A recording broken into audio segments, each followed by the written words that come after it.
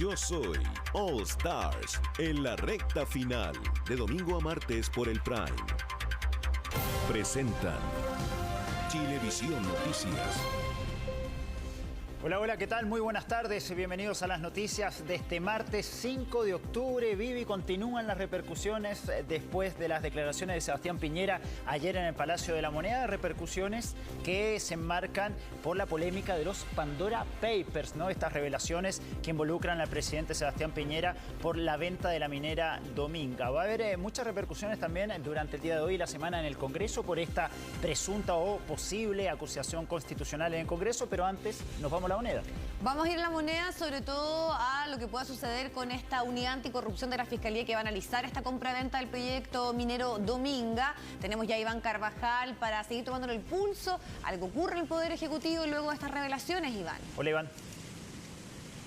¿Cómo están? Muy buenas tardes. ¿Qué decide finalmente el Ministerio Público después de que la unidad anticorrupción revise los antecedentes del caso de esta investigación que se realizó el año 2017 y en la que finalmente el presidente de la República fue sobreseído de todos los cargos, algo que él mismo remarcó ayer a eso de las 2 de la tarde en esta declaración a los medios de comunicación aquí en el Palacio de la Moneda, 24 horas después de conocido este reportaje denominado Pandora Papers y estas revelaciones. Bueno, vamos a tener que esperar a ver qué decide el Ministerio Público, pero la polémica y la controversia continúa, los coletazos, las reacciones, porque está en discusión si va a ser posible o no presentar una acusación constitucional, si es que hay apoyo para una eventual acusación constitucional contra el presidente de la República, y por ahora en la moneda se mantiene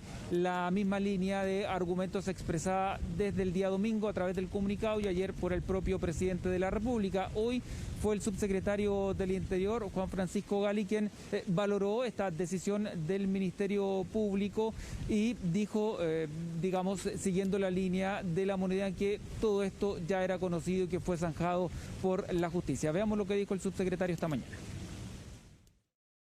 Me parece correcto que el fiscal nacional pueda dar certeza a la ciudadanía que esa investigación se llevó adelante con total exhaustividad, que ese sobreseimiento además fue apelado ante la Corte de Apelaciones y la Corte de Apelaciones unánimemente determinó que el sobreseimiento definitivo era ajustado a derecho, y además la resolución dice muy claramente que los hechos que allí se describen no serían constitutivos de delito, que se acreditó la inocencia de quienes estaban imputados y además que no se prevé en el futuro que esos hechos podrían ser constitutivos de delito.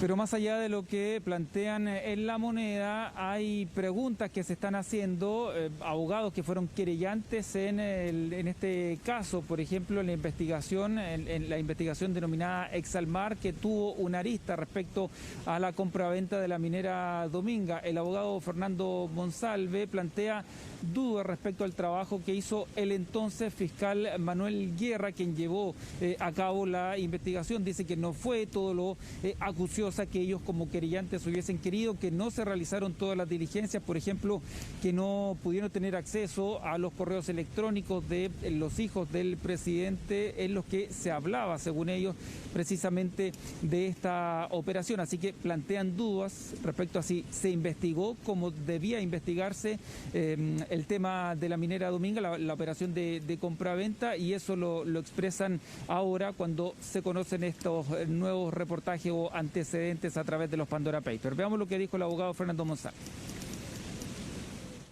Yo diría que hoy día queda de manifiesto lo que muchos sabemos, conocemos, que la justicia opera muy probablemente para uno de los lados y no para todos por igual. Quisiera ser enfático y claro, lo que dice Sebastián Piñera y lo que dice su vocero es absolutamente errado.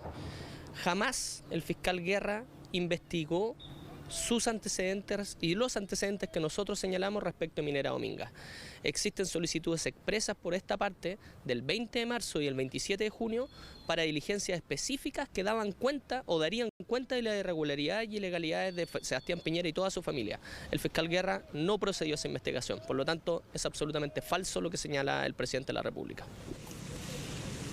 Iván, preguntarte también respecto a la posibilidad de una acusación constitucional contra Sebastián Piñera. ¿Cuál es el ambiente que se respira en La Moneda respecto a esto? ¿Qué dicen los ministros? Ayer el presidente decía que no existen fundamentos, que no existe una base para una acusación de este tipo. Sin embargo, hoy ya conocimos palabras de algunos parlamentarios que indicaban que están juntando las firmas y algunos ya aseguran que están las firmas para poder proceder a esta acusación constitucional, que de hecho algunos parlamentarios oficialistas decían que también podrían sumarse. ¿Cómo se lo han tomado todo esto ahí en La Moneda?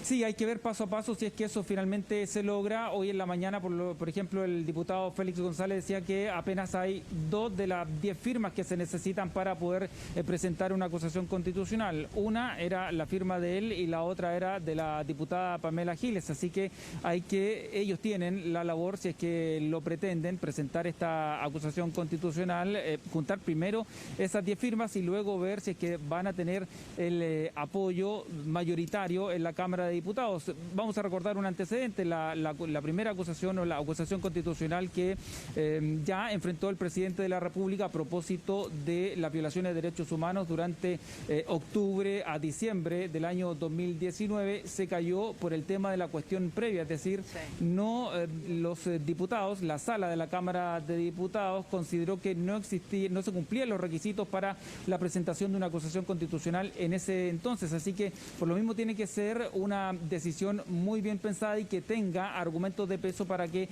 todos puedan sumarse. Ahora, en La Moneda lo que dicen es que todo esto es aprovechamiento político de antecedentes que ya se conocían y que fueron incluso investigados por la justicia. La Moneda no se mueve de esta línea que trazó desde el día domingo cuando se conocieron estos antecedentes. Así que hay que ser paciente, ver si es que primero los diputados que están impulsando la acusación constitucional logran reunir las firmas y luego reunir el apoyo para poder votarla en la sala de la Cámara de Diputados. Y eso nunca es fácil porque además está cruzada por el periodo de elección presidencial y cada uno ve lo que le conviene a su candidato. Sí, vamos a ver también qué pasa con esta unidad anticorrupción, pero no deja de ser llamativo que el propio subsecretario del Interior haya dicho que no son constitutivos de delito ni tampoco lo serán. Entonces hay ahí un anticipo a lo que pueda decir precisamente esto que determinó el fiscal Abbott. Así que también pendientes de ese aspecto en torno a estos Pandora Papers. Muchas gracias, Iván, que estés muy bien. Gracias, Iván. Vamos precisamente al Congreso, donde se está analizando esta acusación constitucional. Y el tema, Guillermo, es las razones, ¿no? El fundamento a partir un poco de lo que se ha establecido como una defensa por parte del gobierno y en particular del presidente Sebastián Piñera en torno a este tema. Así que ahí seguramente va a estar bien definido cuánto apoyo o no logra esta acusación. Hola, Guillermo. Hola, Diana, Roberto, ¿cómo están? Buenas tardes. Claro, y precisamente porque el argumento hasta ahora ha sido prácticamente basado en lo que significa falta a la honra por parte del presidente de la República, en lo que ha sido la toma de decisiones respecto a proyectos personales y también respecto a su rol como autoridad del Estado. Y en esa línea es que no están todos convencidos en la oposición de que eso sea o tenga el peso suficiente para basar en una acusación constitucional. Por eso van a ser claves las próximas horas, puesto que desde ya se anticipaba en la jornada de ayer que cada uno de los equipos jurídicos de las distintas bancadas estaba analizando cuáles podrían ser los argumentos en que se base una acusación constitucional contra el presidente de la República. Esos informes se van a emanar dentro de los próximos minutos y de hecho ya se ha establecido que cada una de las bancadas van a hacer reuniones almuerzo para abordar esta materia con el propósito de que a las 16 horas toda la oposición, todos los jefes de bancada se reúnan nuevamente en la Cámara de Diputadas y Diputados para ya oficializar cuál va a ser la postura definitiva en torno a esta acusación constitucional, teniendo argumentos más claros, más allá de lo que se comentaba en la jornada de ayer, también respecto a lo que significan aspectos jurídicos en los que se sustenta una acusación constitucional, pero por sobre todo también conociendo cuáles son los respaldos que se puedan tener. Aquí, más allá de que se anticipa de que puede que no estén los votos suficientes para que prospere en la sala, lo que sí se requiere y se está buscando es que haya una acción conjunta por parte de la oposición, que no se generen quiebres, puesto que esto podría afectarlos más que ser algún elemento que permita necesita avanzar en torno a una acusación constitucional contra el presidente de la República y quizás podría tener un costo político mayor si es que se divide la oposición. Y es por eso lo que se está tanteando es principalmente esa posibilidad y por otra parte también lo que son los términos más técnicos en torno a los cuales podría sustentarse una acusación constitucional. Pero hay sectores de la oposición que ya señalan que con lo que se ha conocido hasta ahora y los argumentos que se han establecido por parte de algunos juristas ya hay antecedentes suficientes como para poder avanzar en una acusación constitucional. Pasemos a revisar, por ejemplo, algunas de las declaraciones que han dado durante la presente jornada en torno a esta acusación constitucional contra el presidente de la República, el diputado Marcelo Díaz y la diputada Camila Vallejos. Todas las cosas que hemos acordado ayer con el resto de las bancadas de la oposición es examinar otros hechos que podrían marcar un hilo de continuidad respecto de estas irregularidades. Puede haber actos durante la administración actual del presidente Piñera que sean de continuidad con aquellos que han tendido a favorecer a Dominga y particularmente incluso a los negocios personales de la familia del presidente de la República. Si esos hechos se confirman, si los antecedentes que estamos recabando confirman ese hilo de continuidad, evidentemente la acusación constitucional se produce por hechos ocurridos en este periodo. Primero, el presidente no ha tomado ninguna decisión para concretar el parque marino en el sector de la Reserva Natural Pingüino de Humboldt, habiendo sido una propuesta del gobierno anterior y que no la ha ejecutado. Permanentemente defrauda al país, defrauda a la patria, defrauda al pueblo y nos deja muy mal parados a nivel internacional. Y este caso ya viene a ser la guinda a la torta, porque no solamente defrauda al país, sino que sus acciones impactan también a nuestro medio ambiente. Como bancada nosotros creemos que es muy importante avanzar en una acusación constitucional y obviamente no basta solo nuestra bancada, por eso hemos conversado con el resto de la oposición para avanzar en conjunto. ¿Dónde radican las principales dudas en torno a apoyar una acusación constitucional? Principalmente en la democracia cristiana. Es ahí donde se están sosteniendo intensas conversaciones, diálogos entre los miembros de la bancada DC para tratar de llegar con una idea en común. Si bien ya se ha anticipado de que no se va a dar una orden de partido, una orden de bancada para poder votar a favor o en contra de una acusación constitucional, sí lo que se quiere llegar es con una idea como conglomerado en el sentido de establecer que esta es la postura que se ha generado en torno a esta acusación constitucional, más allá de que alguno u otro se pueda descolgar votando distinto a lo que pueda ser el acuerdo de bancada. Pero hasta ahora hay algunos parlamentarios que están reticentes, no tan solo por lo que significa el fondo respecto a una acusación constitucional, sino que además por el costo, como les decíamos, político que puede tener que fracase, tal como ocurrió en su momento la anterior acusación constitucional contra el presidente de la República o en su minuto también como ocurrió con la acusación constitucional contra el ministro de Educación, que no tuvieron los votos suficientes y ahí claramente hubo costos políticos que debieron asumir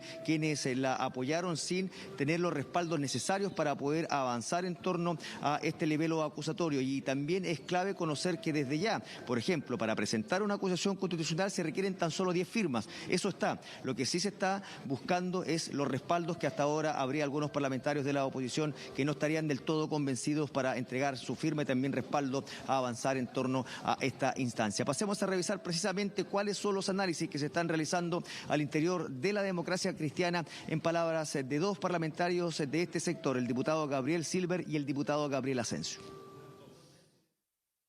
No, nosotros vamos a participar institucionalmente de este estudio que nos vamos a abocar al conocimiento de una acusación constitucional, vamos a esperar el informe de los abogados y por supuesto es la bancada de la democracia cristiana quien colegiadamente al resto de la oposición se articula respecto de este esfuerzo. Lo que tenemos que hacer y lo van a hacer también todos los jefes de bancada y yo también en calidad subjefe de bancada es rendir cuenta en una instancia colegiada, en este caso lo vamos a hacer a la hora de almuerzo, respecto del mérito, pertinencia, tiempos y viabilidad que en los términos del artículo 52 hacen viable esta acusación. Estamos tratando de coordinarnos para que nadie salga herido en este tema, que la bancada decida, ¿ya? Diputado, pero se le desordenó el diputado Walker. ¿Cómo que pero está ordenado? Ya lo ordenó. Pero si no se trata de ordenar o no, pero por favor. Nos vamos a juntar a la hora del almuerzo, vamos a tomar una decisión, no sé si ahí o lo alargamos más, y después vemos, ¿no es cierto?, cuál es nuestra opinión. Una buena opinión y de repente las cosas no son incompatibles, no son incompatibles, ¿ya? Pero primero que la bancada tome una postura, ¿ya? ¿Y esa postura cuándo se va a tomar? Yo espero que hoy día, porque no podemos seguir dilatando esto. Pues en esta línea el objetivo, como les decíamos, más allá de que puedan estar o no los votos en sala, es que haya consenso en la oposición, que se vaya con una idea común. Hasta ahora esa no está, por cuanto, como lo hemos escuchado, también hay algunos parlamentarios, no tan solo de la Democracia Cristiana, algunos del Partido Socialista, otros del Partido por la Democracia, que también están a la espera de conocer los argumentos en lo que se sustentaría una acusación constitucional para tomar una determinación, y eso ya se va a decantar dentro de las próximas horas, considerando que cada una de las bancadas va a almorzar para analizar esta materia, y a las 16 horas se reúnen los representantes de la oposición para dar a conocer y oficializar cuál va a ser la postura en torno a esta acusación constitucional contra el presidente de la República, Sebastián Piñera. Pero también ha habido otros temas que han concitado la atención durante la presente jornada acá en la Cámara de Diputadas y Diputados, y es lo que dice en relación con la denominada ley corta de pensiones. ¿Qué es lo que ha ocurrido durante la presente jornada? Finalmente, el Ejecutivo decidió quitarle la urgencia con la que ingresó a la Cámara de Diputadas y Diputados.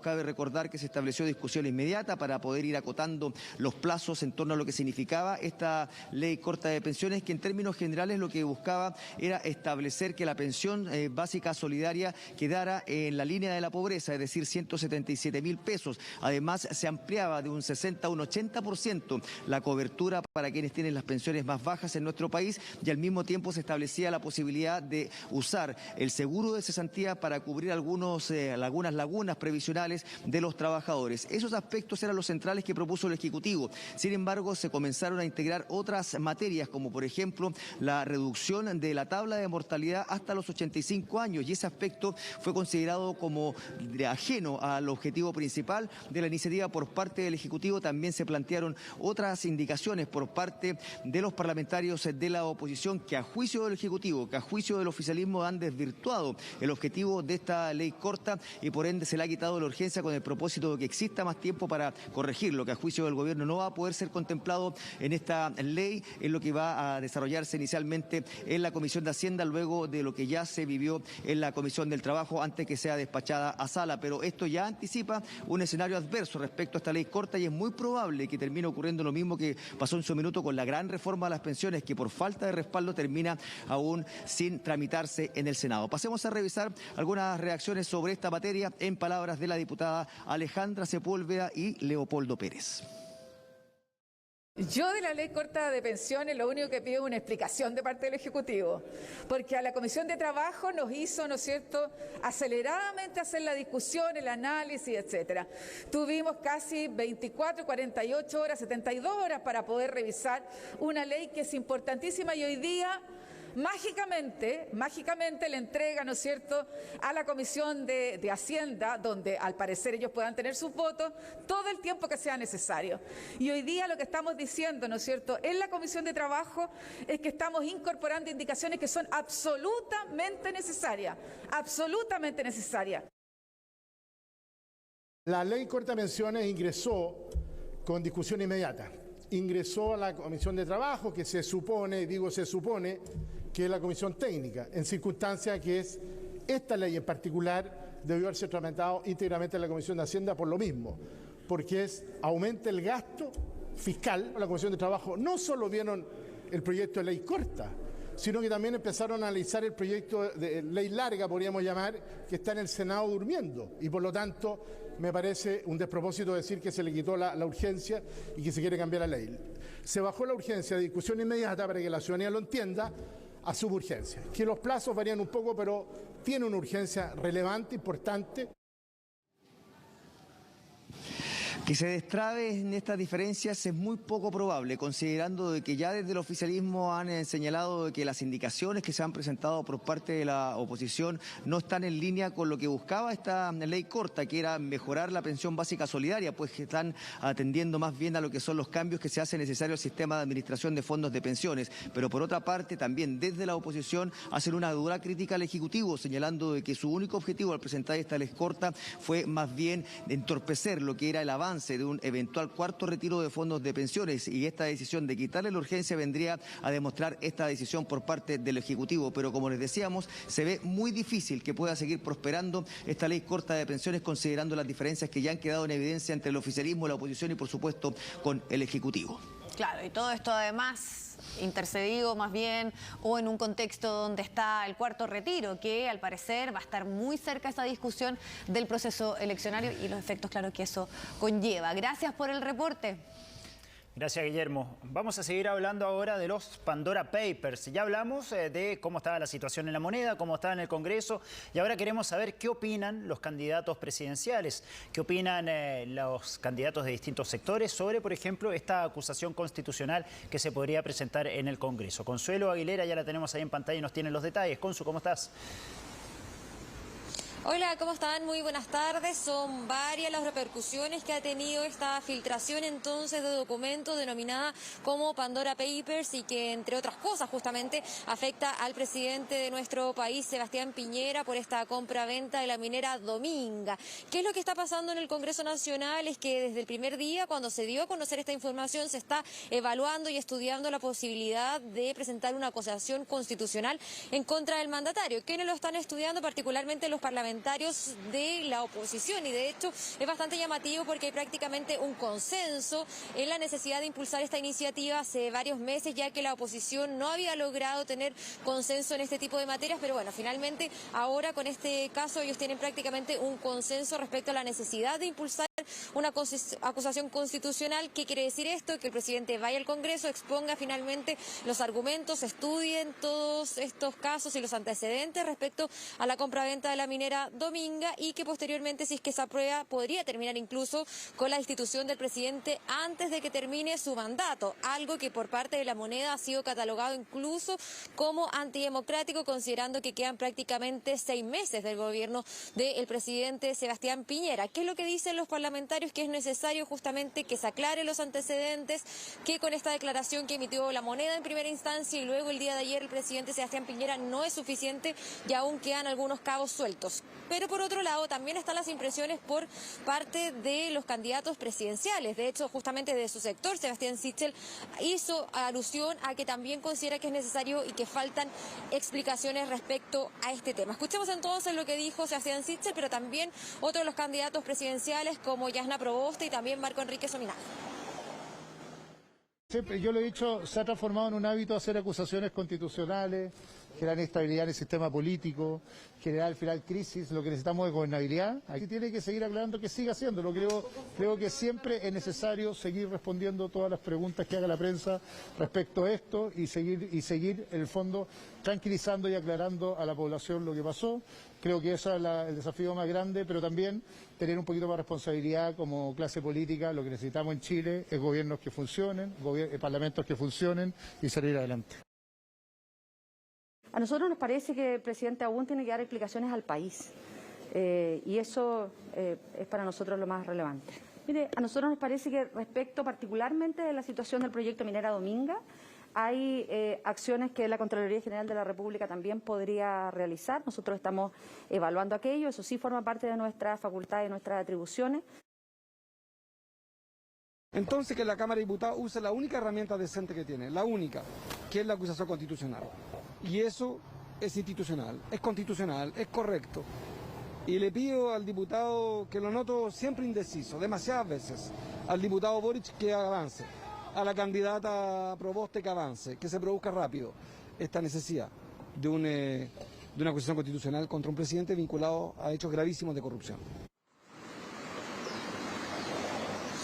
Hay entonces las impresiones de algunos de los candidatos presidenciales. Igual, de todas formas, hay que señalar que esta acusación constitucional no es la única alternativa que se está evaluando.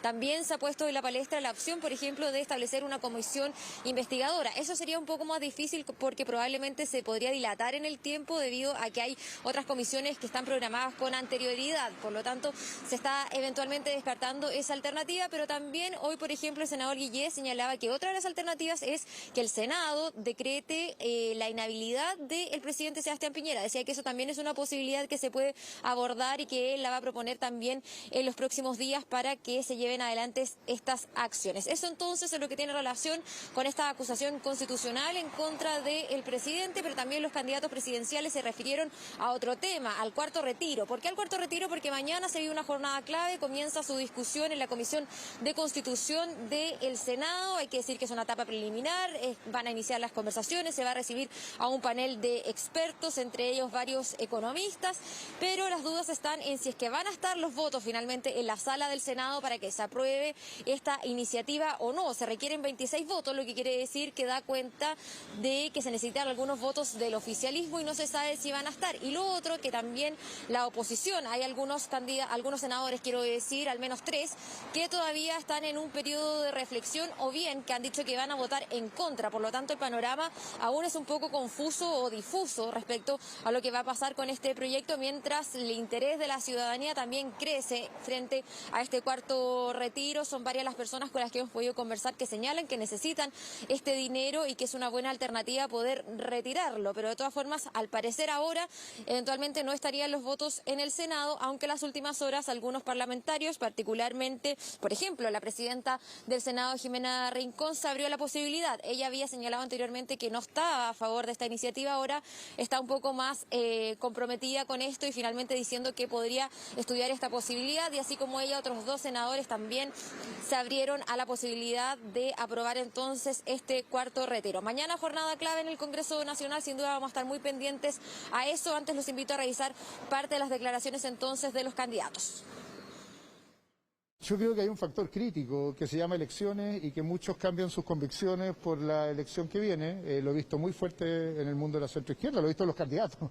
Impresionantemente han cambiado de posición respecto al cuarto retiro a medida que se alarga la elección y por lo tanto lo que esperaría un poquito más de consecuencia respecto a lo que creen bueno para Chile y malo para Chile. Prefiero los que han definido posiciones hace tiempo respecto a cómo mira el cuarto retiro que los que se van moviendo de acuerdo a lo que ven en las encuestas. Chile requiere no líderes que quieran ser populares, sino que líderes que quieran conducir al país. Y yo no le voy a hacer a los demás lo que no me gusta que me hagan a mí mismo. Por lo tanto, nosotros no vamos a ejercer una presión como se pretendía hacer por parte del candidato de continuidad de este gobierno en la tramitación de la Cámara de Diputados.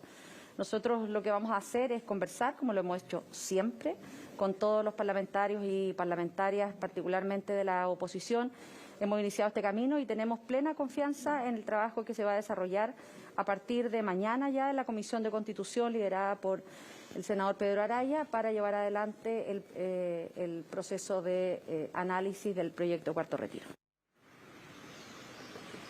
Sabemos que el proyecto de cuarto retiro genera bastante expectación en las personas y por eso, solamente para detallar bien cortito algunas de las fechas, entre el 6 y el 25 de este mes se va a discutir entonces en la Comisión de Constitución, luego el 26 de octubre se votaría en la Comisión y al día siguiente, es decir el 27, pasaría a su votación en la sala. 27 de octubre, entonces la votación en la sala es la fecha tentativa entonces por esto del cuarto retiro. Vamos a seguir atentos también a cómo se van consiguiendo los distintos apoyos. Hay que ver, por ejemplo, si Jasna Proboste consigue el apoyo de su sector para finalmente rechazar el cuarto retiro. Eso no estaba muy claro. Sin duda los próximos días... para aprobarlo, aprobarlo. Sí, no tenemos claridad todavía de eso, pero bueno, en los próximos días vamos a empezar a dilucidar un poco ese tema. Gracias, Consu. Bien, ya son la 1:34. Ya apareció ahí el presidente Sebastián Piñera por el anuncio del IFE, del ingreso familiar, el ingreso laboral de emergencia, mejor dicho, lo va a anunciar ahora el presidente Piñera y también se espera que tal vez pueda referirse a las últimas novedades que ha habido sobre justamente la polémica de los Pandora Papers. Él ya se refirió ayer a este tema, pero no descartamos que pueda hacerlo también el día de hoy. Sí, además también en un contexto, como sabemos, que por una parte está esta posible acusación constitucional, escuchábamos también los puntos que hacían los propios candidatos presidenciales en torno al tema y esta nueva investigación en cuanto a la solicitud hecha por el fiscal Jorge Abot de efectivamente una unidad especializada en temas de corrupción, abrir también algún tipo de investigación. Vamos a revisar las imágenes de este video que anticipa qué es lo que se va a anunciar y se va a dar a conocer algunos instantes más, que es el pago de este IFE laboral. Con una remuneración bruta mensual de hasta 1.011.000 pesos.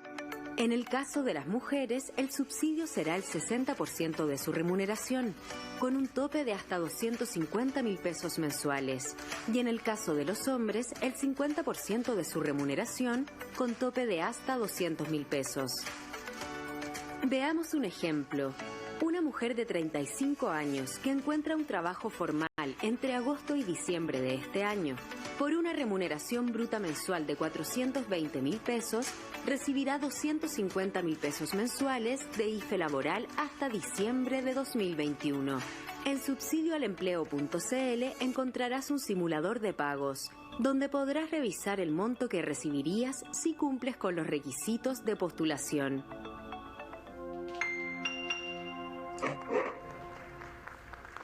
Tras ver estas imágenes, a continuación invitamos a hacer uso de la palabra a Su Excelencia el Presidente de la República, señor Sebastián Piñera Echenique. Muy buenas tardes.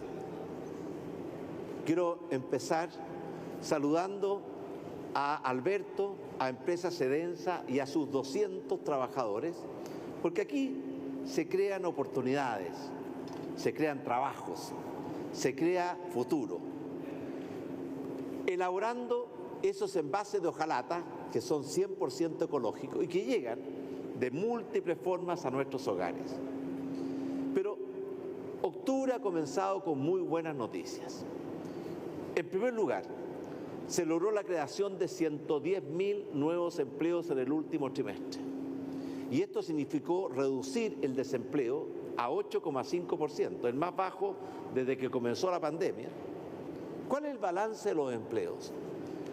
En el peor momento de la pandemia perdimos 1.837.000 empleos. Los que habíamos creado los últimos 10 años se perdieron en pocas semanas.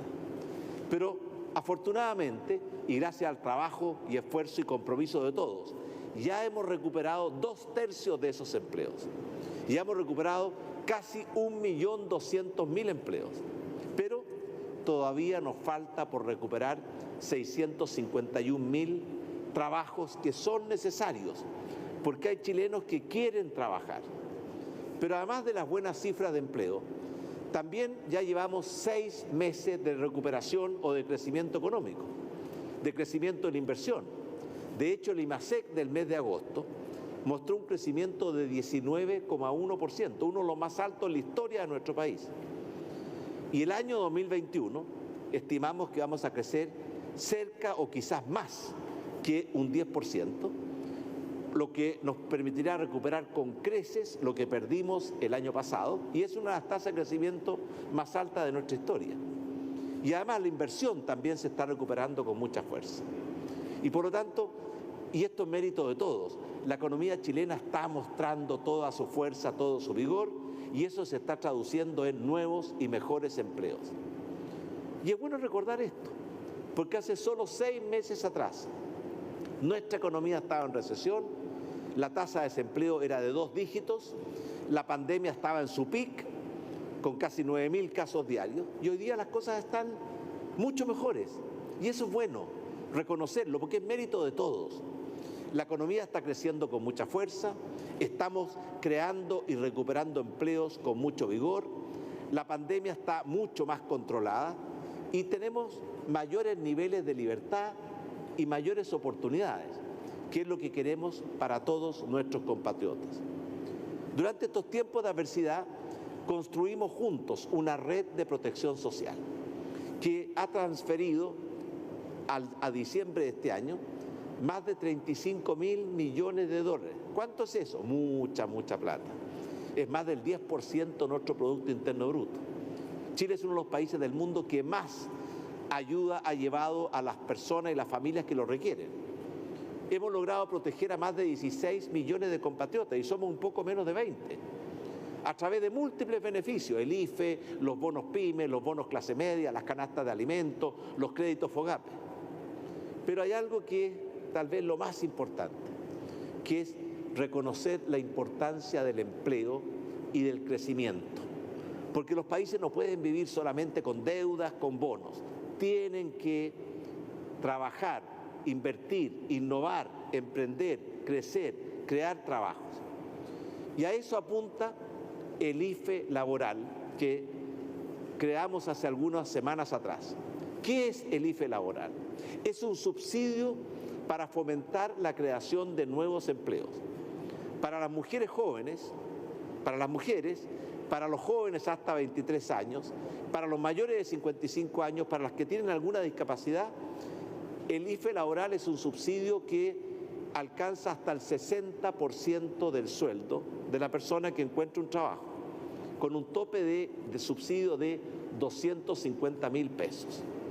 Ya lo veíamos, eso va a complementar el sueldo de cada trabajador y le va a llegar directamente a su bolsillo.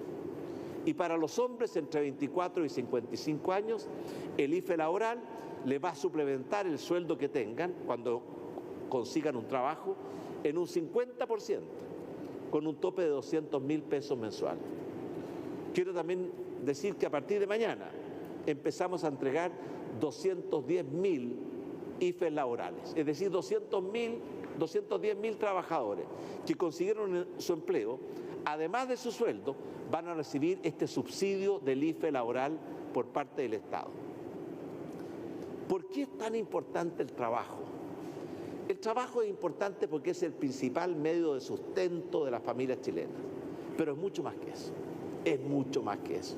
El trabajo es un camino de dignidad, de realización personal. El trabajo es una forma de poder hacer aportes útiles e integrarnos a nuestras sociedades. Y por eso la meta de conseguir que todos los chilenos que quieran trabajar puedan trabajar es algo que lo llevamos en el corazón y que tiene un componente moral. Por esa razón es tan importante recuperar esos 651.000 empleos que aún faltan por recuperar. Y no vamos a descansar.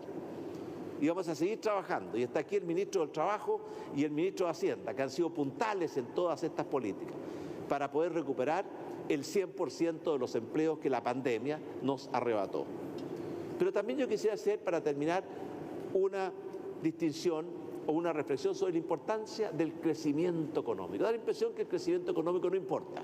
No están los debates, los candidatos presidenciales no hablan de eso, no está en el Congreso, pero es muy importante.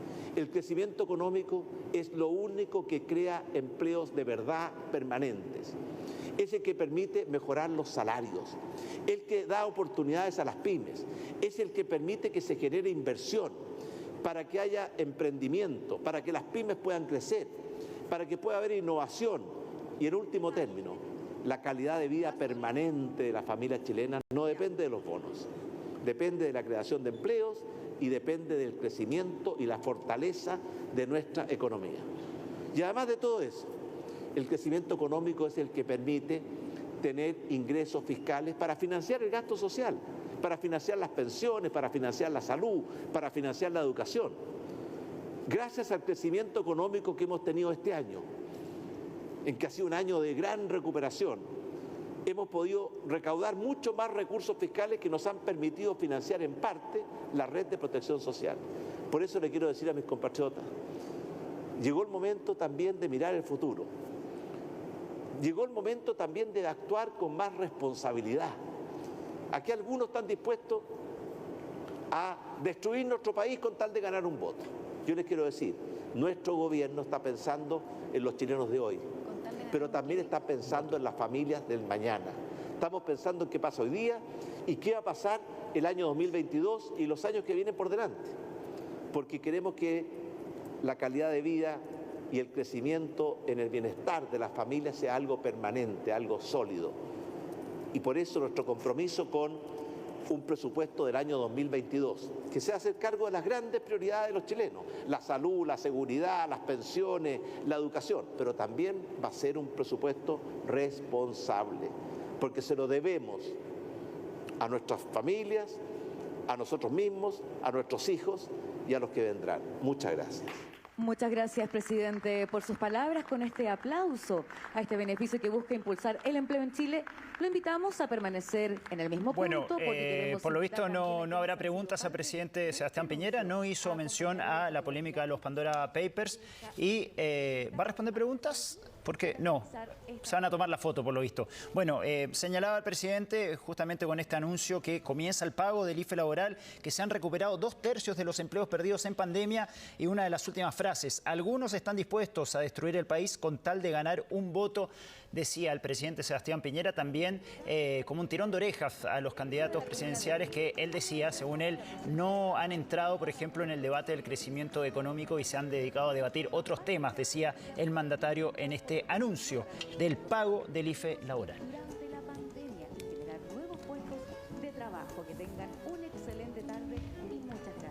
Bueno, ahora vamos a tomar contacto con el fiscal regional de O'Higgins, Emiliano Arias, justamente para seguir hablando de el alcance a nivel nacional que podría tener este escándalo de los Pandora Papers.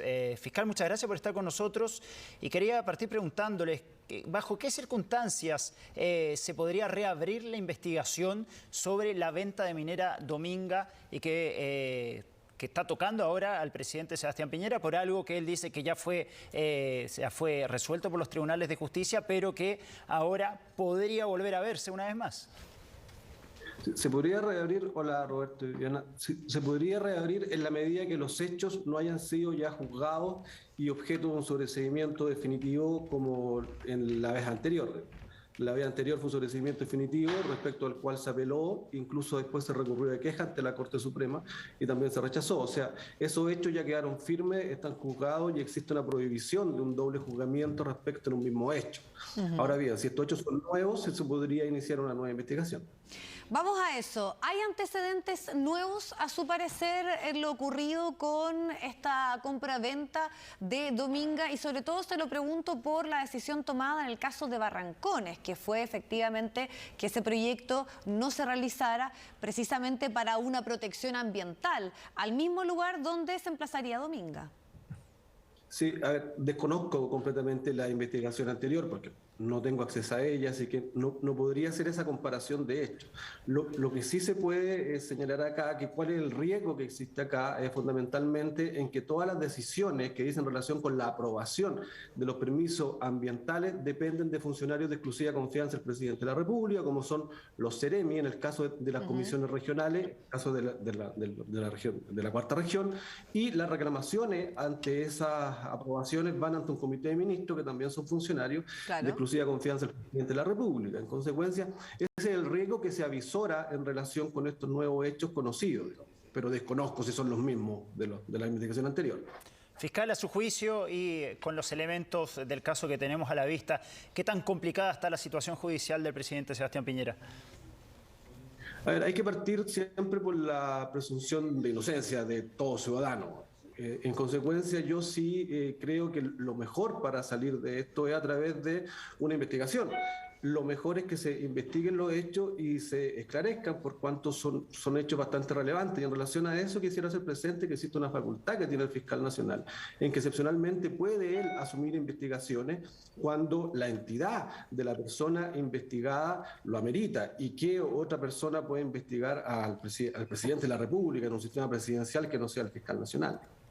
En ese punto que usted toma, el aspecto que defiende el presidente Sebastián Piñera es decir de que esto es y pertenece a un fideicomiso, que él no tiene ningún tipo de injerencia en información respecto a las decisiones que se toman en torno a los negocios, pero está la vinculación también con sus hijos. Ese punto a ser parte de las investigaciones y sus posibles injerencias en beneficio de algún negocio, ¿puede ser algo que esté dentro de las investigaciones? ¿Están las facultades, más bien las capacidades de investigar esto? Sí, a ver, en cuanto al inicio de una investigación de ese tipo puede ser por denuncia, querella o de oficio por el Ministerio Público. Ahora, en teoría, y sin conocer los antecedentes completamente, ¿cuáles podrían ser unos hechos que revestirían caracteres de delito? Por ejemplo, un tráfico de influencias, por existir. Que se configura cuando un funcionario público intercede en relación a otro funcionario público para que éste a su vez adopte una decisión favorable a él o a su familia, que es el riesgo que se avisora en casos como este. Sí, y ahí esta tercera cláusula, que además también ese pago es y está estipulado años después a lo que fue la compraventa, además en Islas Vírgenes, y que tiene este hecho puntual de decir mientras no sea un parque nacional decretado como una zona de exclusión, que finalmente está la discusión si este era un antecedente que se manejaba o no en la investigación anterior. Lo que se ha dicho por parte de las autoridades es que efectivamente eso ya estaba en conocimiento, pero los documentos no habían sido revelados, que es un hecho nuevo dentro de lo que fue la circulación de estos Pandora Papers el día domingo. En particular, esa cláusula, ¿cuánta incidencia puede tener la investigación de este caso? Esa es bastante relevante por cuanto podría incluso ampliar el plazo de la prescripción que hubiese estado cumplida, por ejemplo. Esto es, que el delito no se hubiese cometido en esa instancia, sino que se siguiera aún cometiendo, porque aún estaría en poder del gobierno, del Ejecutivo, a través de los ministros o a través de los seremis, la aprobación o no de una zona, por ejemplo, protegida en el lugar, o de la resolución de calificación ambiental que vimos que fue aprobada y que actualmente está siendo objeto de recurso ante la Corte de Apelaciones de La Serena y también otros recursos de casación en la Suprema.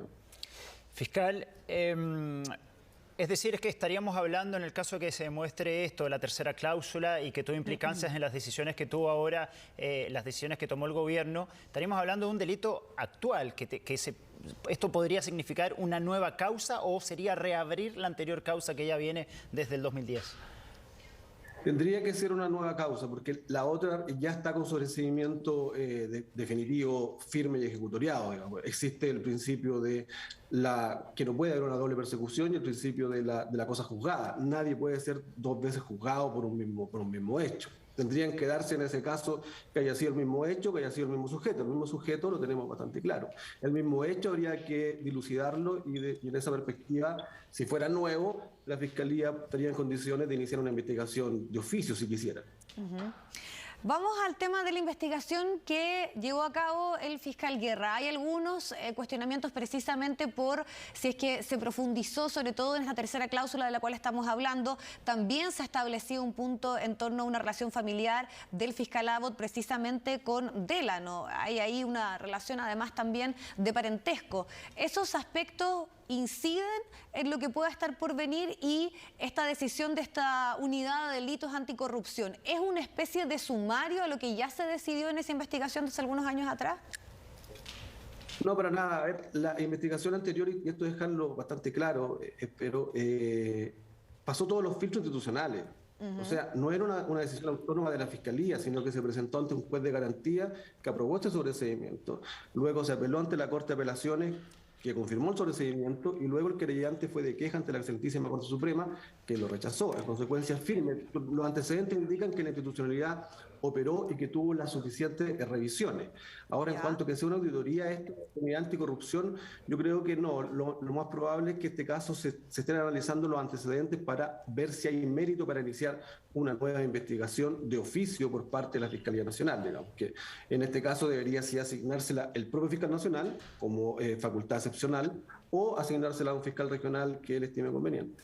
Fiscal, cuando el presidente Piñera dice que él no tuvo voz ni voto en la venta de la minera Dominga porque él un año antes había creado estos fideicomisos ciegos justamente para no hacerse cargo de la administración de sus negocios, ¿qué tan fácil es para la justicia en estos casos determinar si él tuvo o no alguna incidencia en la venta de la minera Dominga? ¿Cómo poder demostrar eso? A ver, cuando no hay una prueba directa, que pueden ser declaraciones de testigos que pudieran aparecer en el transcurso de la investigación, sí podrían haber indicios que me permitieran concluir o no el conocimiento que pudiera tener en ese momento el presidente, ¿no? Pero muy difícil opinar sin conocer los antecedentes. Ciertos indicios serían, por ejemplo, un eventual aprovechamiento económico de la misma persona, que quienes hicieron el negocio tenían alguna relación o no con él, pero ya eso forma parte ya de la investigación. Quizá ahí se podrá acceder a cierto tipo de comunicaciones, pero eso ya depende de un análisis mucho más detallado. Bien, Emiliano Arias, fiscal regional de O'Higgins, muchísimas gracias por estar con nosotros esta tarde y aportar un poquito más de detalles sobre lo que podría pasar con el futuro judicial en los próximos días, próximos meses del presidente Sebastián Piñera. Muchas gracias. Bueno, ya estamos de vuelta para contarles que fue detenido un conductor de Uber por esta presunta agresión que dejó una situación bien compleja desde el punto de vista de su estabilidad, de su salud, a un joven de 17 años. El sujeto de 33 habría sostenido una discusión con este joven tras transportarlos en la comuna de Las Condes. Tenemos a Max Frick para que nos cuente más de esta detención y si hay mayor informaciones también respecto al hecho propiamente tal, Max. Hola, Max. Hola Vivi y Roberto, muy buenas tardes. Sí, fue un hecho que conocimos la tarde del domingo cuando se realizó esta denuncia por parte del padre de la víctima, este joven de 17 años que la madrugada del día sábado junto a otros 6 amigos llamó un vehículo de transporte de pasajeros de estas aplicaciones y este llegó hasta la Plaza Ñuñoa y los transportó hasta la comuna de Las Condes. Hasta ahí iba todo bien, ellos habían acordado previamente el pago a través de la aplicación con efectivo, sin embargo al llegar a calle Las Verbenas se produce este conflicto, esta discusión, porque los jóvenes no tenían dinero en efectivo y quisieron cancelar con tarjeta. Es ahí cuando el conductor les dice que no, que la carrera debía cancelarse con efectivo.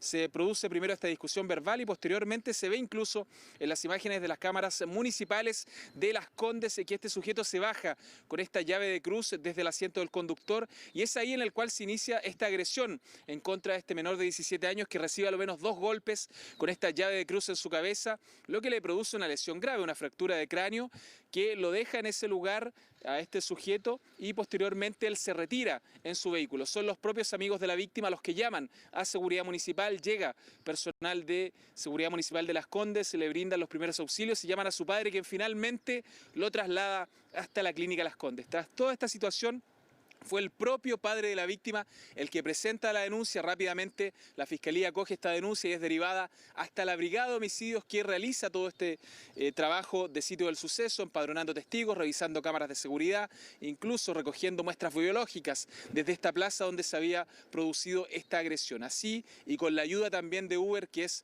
la aplicación de transporte de pasajeros para la cual era socio este conductor, se logra dar con la identidad de este sujeto que fue detenido durante esta jornada en la comuna de La Reina y además se incautó también esta llave de cruz con la cual él habría agredido a este menor. Vamos a escuchar un pequeño ambiente de la víctima que relata a los guardias municipales cómo se produce esta agresión y también de vecinos que estaban realmente sorprendidos con lo que había ocurrido, este nivel de violencia. Dicen, no lo habían visto nunca en este sector de Las Condes. Amigo, hacer algo al respecto, amigo, o sea, mírame, que... Yo me acabo de parar, mírame cómo estoy. Yo te digo, yo estoy bien. Me encantaría que me revisen y que me hagan lo que queráis, ¿ya? Pero a mí lo que más me importa ahora, más que mi integridad, ¿ya? Es que se haga justicia al respecto. Resulta que pedimos sin querer el Uber sin tarjeta, sin tarjeta. Y el tipo nos dice, no, tienes que pagar, no estamos haciendo el Uber. Yo me paro, acerco hacia él y le digo, amigo, querí, vamos a tratar de conseguirnos el efectivo, no sé qué. Saca una llave, me pega, me deja en el suelo y después me pega una patada, se sube al auto. Eso fue lo que te pegó con una llave en la cabeza. Sí, mira. Un corte, lo dejó en el suelo, como mareado en el suelo, ni se paró y llegó y le pegó una patada. Y yo, de hecho, como que dije, como le están pegando a mi amigo, me acerqué, se gira y hace así. Y yo digo, como, me voy para atrás.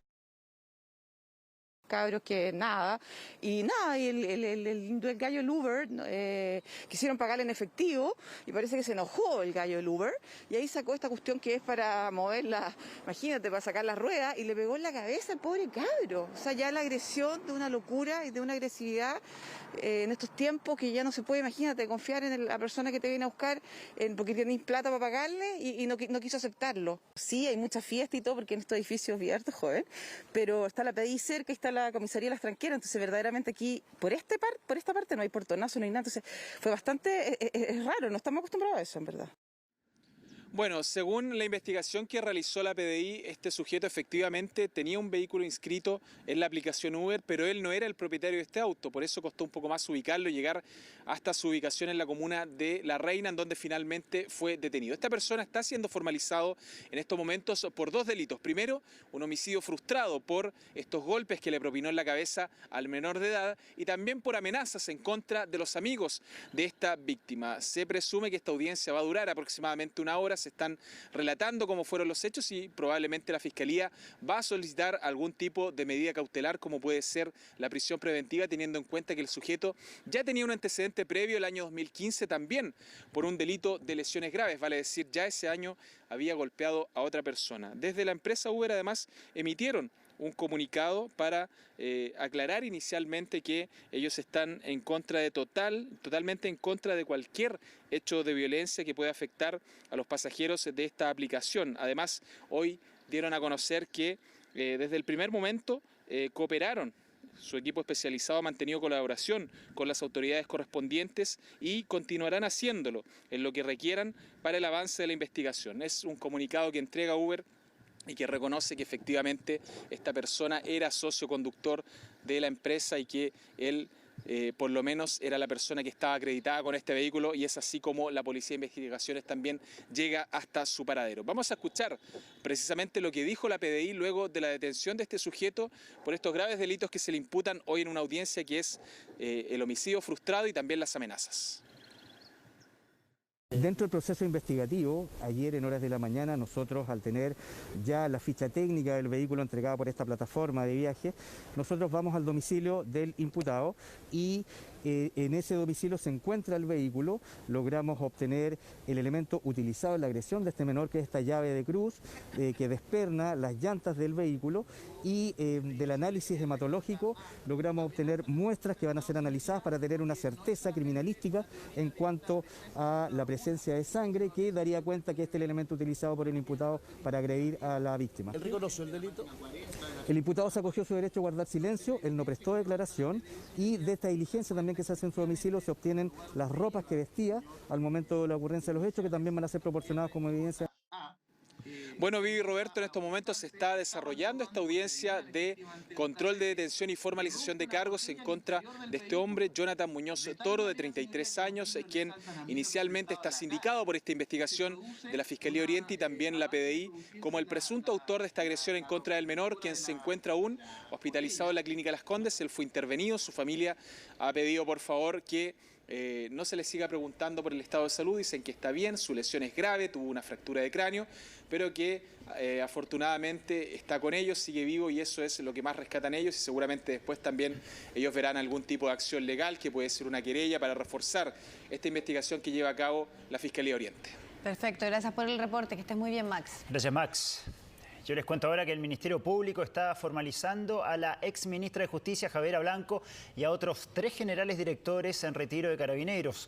Esto en la investigación por malversación de gastos reservados. Estefanía Bustamante con los detalles. Estefanía, ¿cómo estás?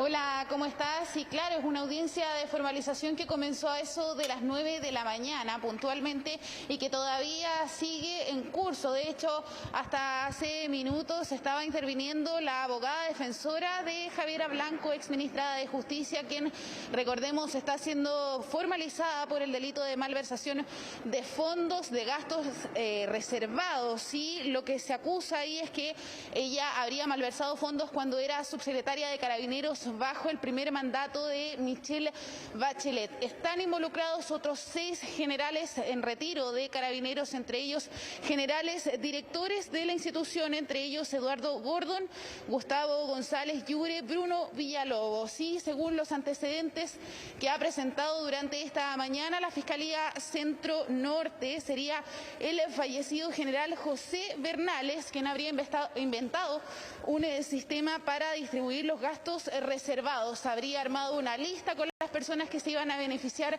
de estos dineros y lo coordinaba con los jefes de finanzas de Carabineros. Y ahí se determina entonces, según los antecedentes que se han presentado durante la mañana, que entre los años 2007 y 2017 estos gastos reservados que se habían destinado para la institución, el 59% de ellos se usó para enriquecimiento personal. Es lo que ha presentado durante esta mañana la Fiscalía. Vamos a pasar a escuchar entonces parte de los antecedentes que se entregaron de este caso.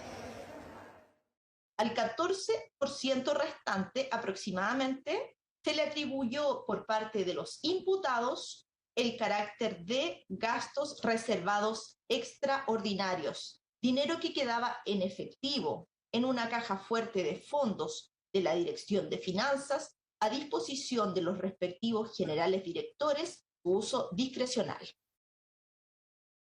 Imputado Whipple Mejías, previo concierto con los generales directores Eduardo Gordon y Gustavo González, quienes al ostentar el mando superior de la institución tenían a su cargo tales fondos, sustrajo y permitió que terceros se apropiaran de recursos públicos de la referida partida, tanto en moneda nacional como en moneda extranjera. De igual manera, entre los años 2007 al año 2011, mientras se desempeñó como director de finanzas de Carabineros, Iván Whipple Mejías sustrajo y se apropió directa y personalmente de dineros provenientes de la partida de gastos reservados. Hay parte del sistema que habría ideado Bernales, según lo que dice la Fiscalía, para entregar estos dineros en sobres. Era un dinero en efectivo que al interior de la región metropolitana era entregado por el propio director, el jefe de finanzas, o también por algunos funcionarios de Carabineros, es lo que sostienen desde la Fiscalía. También se hacían envíos a regiones de estos sobres que al menos superaban el $1.000.000 mensuales. Esa era la modalidad, se coordinaba. Los jefes de finanzas coordinaban con la bóveda del Banco Estado para poder hacer los giros en efectivo, luego se distribuían en sobres estos dineros en efectivo. Era la modalidad, entonces, según lo que presentaba la Fiscalía Centro Norte, se entregaba mensualmente el dinero a los involucrados y luego el mecanismo cambia. Cuando llega el jefe de finanzas, Flavio Echeverría, se empieza a entregar estos dineros cada 3 meses. Y se estima que en total se malversaron al menos 3.285 millones de pesos, donde Javiera Blanco habría sustraído al menos 42 millones de pesos. Vamos a escuchar entonces mayores antecedentes de la Fiscalía, pero también qué es lo que tuvo que decir la abogada defensora de la exministra de Justicia. Revisemos. Que la subsecretaría de Carabineros no se encontraba entre las entidades autorizadas para recibir gastos reservados por la Ley de Presupuesto del Sector Público, con arreglo al artículo 3º de la Ley 19.863. Dinero que utilizó para distintos fines personales y que le fue entregado mensualmente a través de sobres contenedores de dinero en efectivo en el lugar donde se desempeñara sus funciones. Responsable y arbitrario consideramos la actuación del Ministerio Público en este acto como una verdadera formalización temeraria. Y vamos a dar cuenta, señorías, de las razones exclusivamente jurídicas, como anticipé, por las que es imposible que esta comunicación prospere. No voy a mencionar, en efecto, entonces, ninguno de los elementos de prueba espurios con los que la Fiscalía ha avanzado en esta investigación, que probablemente la mayoría de la comunidad ya conoce, como dije antes, ¿no es cierto? Pues la investigación se ha filtrado como todas aquellas en las que se ha intentado perseguir a mi representada, aun cuando en todas ha sido declarada inocente o en todas se ha puesto término sin ninguna responsabilidad de ella, luego de años de ser sindicada como culpable. Hay un capricho del Ministerio Público, es lo que acusa la abogada defensora. Piden entonces el sobreseguimiento de Javiera Blanco. Vamos a ver cómo se sigue desarrollando esta audiencia de formalización. Lo que sí hay que destacar es que en el caso del ex general director de Carabineros, Eduardo Gordon, su audiencia, su formalización se postergó para el 22 de diciembre, ya que su defensa argumentó que Gordon no podía comparecer durante esta jornada. Así que vamos a seguir atentos a cómo sigue este tema y lo que está sucediendo justamente con Javiera Blanco. Bien, Estefanía, muchísimas gracias.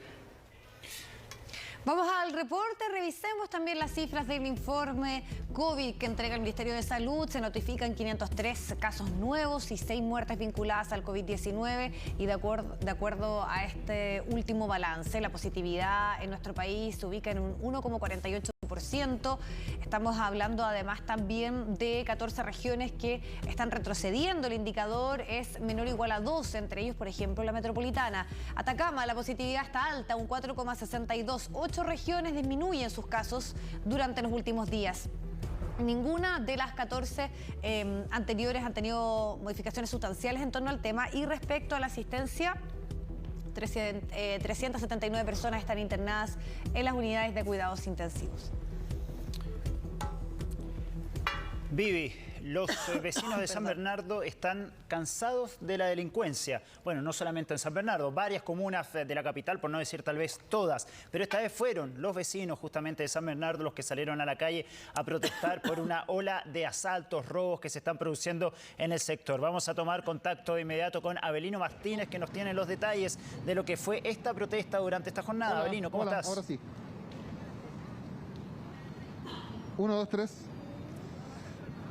Abelino, sí, te escuchamos. Ahí te estamos escuchando. Hola, buenas tardes, Roberto, Viviana, ¿cómo están todos allá en el estudio? En sus casas también saludarlos. Bueno, efectivamente, como ustedes señalan, hoy durante la mañana varios vecinos de la comuna de San Bernardo decidieron reunirse para protestar y solicitar, en compañía del alcalde de la comuna, mayor dotación policial a las autoridades de gobierno. Señalan que lamentablemente la delincuencia estaría desatada en ese sector y están solicitando básicamente un cambio de categorización para poder tener otra comisaría más en la comuna de San Bernardo. Nos señalaban los vecinos que lamentablemente ya están aburridos de la delincuencia y además también de la falta de presencia policial en las calles. ¿Por qué ocurre esto? Lamentablemente, debido a la pandemia, cada vez que un carabinero, por ejemplo, atiende algún procedimiento en que hay alguna persona con COVID, debe ser enviado a cuarentena, lo que además ha reducido también drásticamente el número de carabineros en la mayoría de las comunas de nuestro país. La comuna de San Bernardo hoy, durante la mañana, como les decía yo, los vecinos realizaron una protesta, pero también lo han hecho vecinos de otras comunas, como también Recoleta. Conversamos hoy durante la mañana con algunos de estos vecinos que realizaron esta protesta de alguna manera espontánea, pero a la que llegó también el alcalde tras enterarse de que los ciudadanos de la comuna de San Bernardo estaban realizando esta petición a la que finalmente él terminó sumándose. Escuchemos lo que nos decían precisamente tanto los vecinos como el alcalde de la comuna de San Bernardo. La sensación de abandono es gigantesca. Nuestro problema principalmente es la falta de dotación de carabineros. Nosotros tenemos 4 vehículos para 155 kilómetros cuadrados. Eso no soluciona los problemas graves que existen en la comuna. Y lo que le estamos pidiendo al gobierno, por favor, es ayuda para que ponga mayor recurso y mayor dotación para dar tranquilidad a la familia sanbernardina. Lo que pasa es que nosotros pusimos alarmas comunitarias y cámaras de seguridad con los bolsillos de nosotros mismos, de todos los vecinos. Hemos estado haciendo un seguimiento de las 3 de la mañana, de las 12 a las 3 de la mañana, de las 3 de la mañana a las 6 de la mañana. Esa es la vigilancia que hacemos nosotros. De hecho, la delincuencia es todo el día, desde la mañana hasta la noche.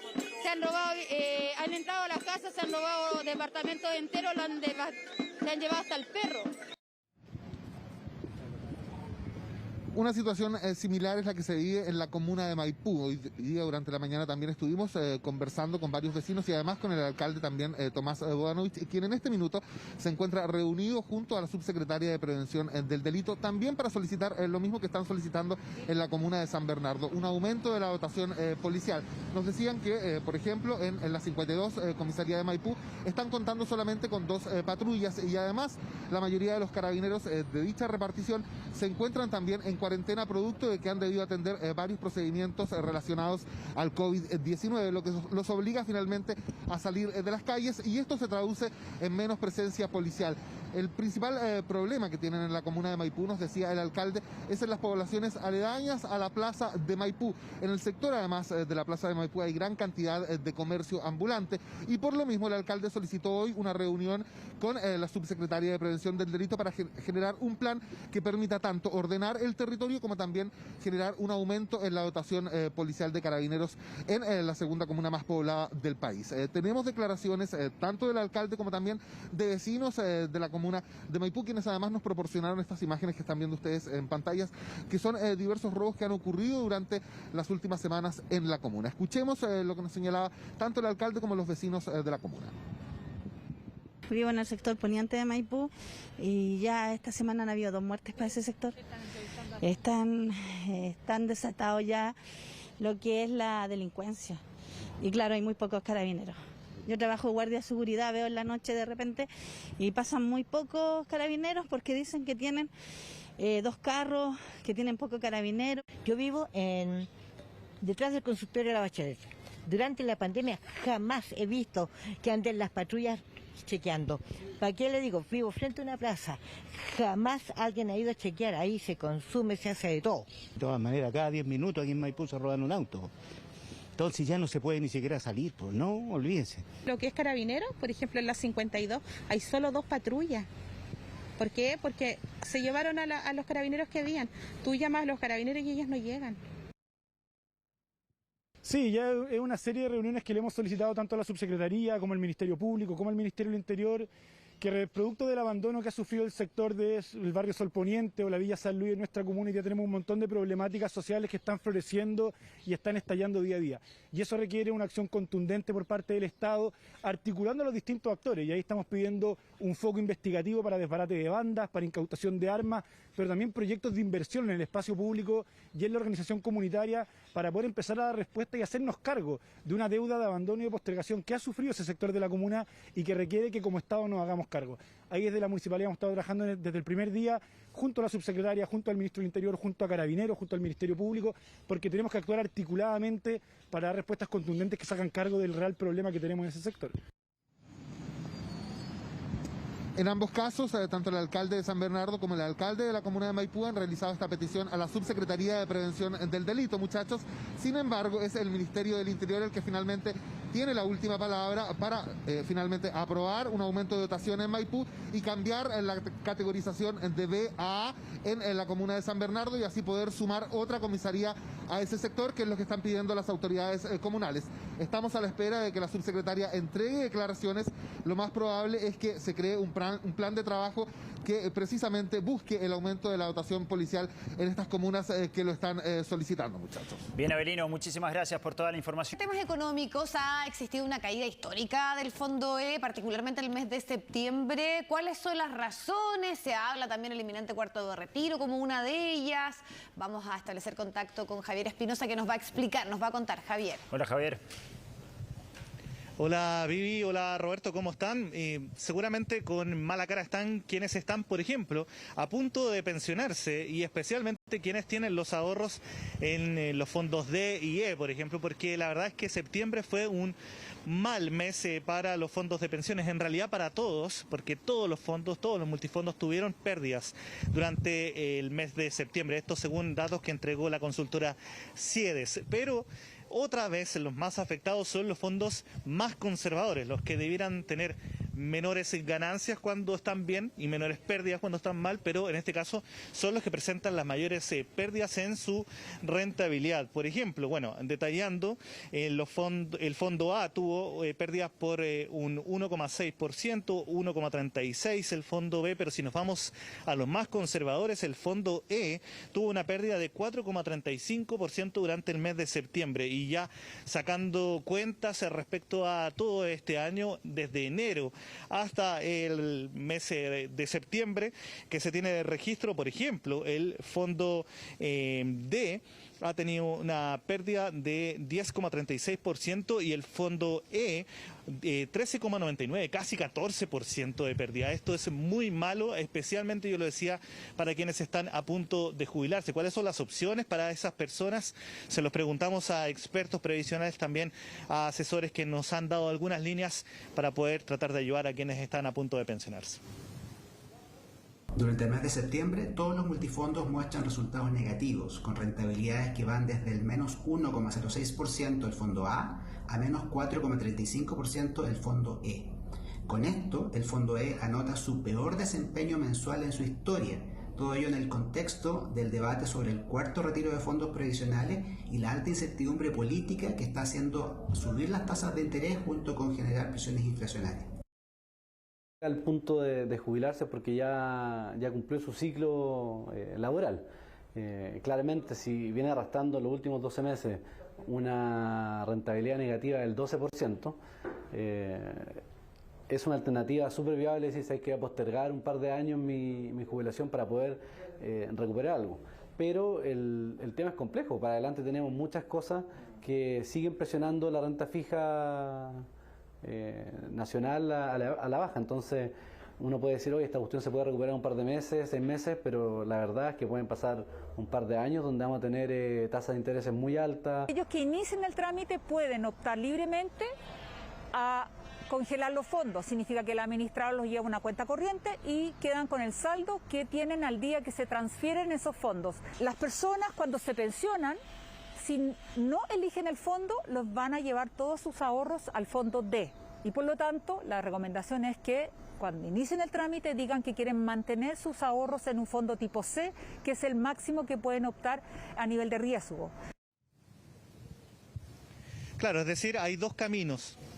Y cada uno es una decisión personal cuál va a tomar. Por ejemplo, congelar los fondos, como lo decía María Eugenia Jiménez, a la espera de que ojalá en algún momento vuelvan a tener buena rentabilidad. Y la otra es postergar la jubilación, trabajar un poco más para tratar de recuperar las pérdidas, pero el problema de esa decisión es que no hay certeza por cómo se ve el camino hacia adelante en lo económico en nuestro país, que por mucho que se trabaje en 2 o 3 años más se pueda recuperar, por ejemplo, este 14% de menos rentabilidad que ha tenido el Fondo E en este año 2021. Y las razones, entre otras cosas, está, por ejemplo, claro, la incertidumbre política que existe en el ambiente en nuestro país. Eso acarrea también inestabilidad que no le gusta al mercado, inestabilidad también económica, además sumada por este proyecto de cuarto retiro de fondos de pensiones y además con estas alzas de tasas que también generan una revolución en el mercado de capitales. Escuchemos también a personas cotizantes, algunos de ellos a punto o muy próximos a jubilar, que están muy molestos con la situación actual de los multifondos. Sí, más o menos sé cuánto es lo que he perdido mensual, trimestral en el año. Que es negativo, por supuesto que es negativo, por eso el sistema de pensiones hay que cambiarlo, por esto. Claro, 4 años para jubilar, pero las pensiones son indignas. ¿Y tú crees que en 4 años va a recuperar? No, en absoluto, no, en absoluto. En absoluto. Por eso el sistema hay que cambiarlo. Que ellos inviertan el dinero de la gente, lo utilicen a su manera y si pierden se lo descuentan a la gente y lo encuentran lo más atroz. Piensa que usted, su pensión de vejez está ligada a que usted sea experto en mercados bursátiles mundiales. ¿Ah?